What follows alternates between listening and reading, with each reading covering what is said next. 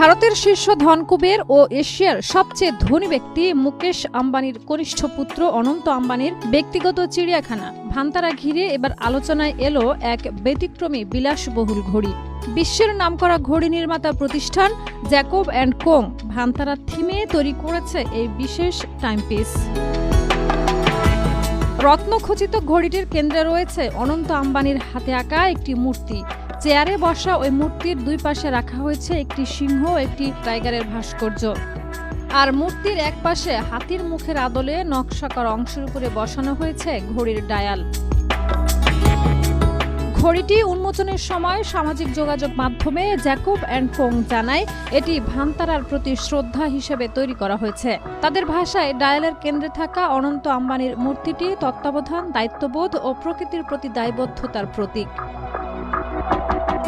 প্রতিষ্ঠানটি জানিয়েছে এই ঘড়িতে হীরা, সবুজ স্যাফায়ার ও গার্নেট সহ মোট ৩৯৭টি মূল্যবান রত্ন ব্যবহার করা হয়েছে। তবে এখনও আনুষ্ঠানিকভাবে ঘড়িটির দাম প্রকাশ করা হয়নি এবং এটি বাজারে বিক্রির জন্য আনা হয়নি বলে জানিয়েছে ব্র্যান্ডটির ভারতের খুচরা অংশীদার এথোস ওয়াচেস। দামের কথা আনুষ্ঠানিকভাবে না বলা হলেও ঘড়ি বিশেষজ্ঞদের ধারণা এই একটিমাত্র ঘড়ির মূল্য প্রায় $15 লাখ, বাংলাদেশি টাকায় 18 কোটিরও বেশি। অর্থাৎ সময় দেখার যন্ত্র নয়, সময়কেই যেন সোনায় মুড়িয়ে রাখা হয়েছে।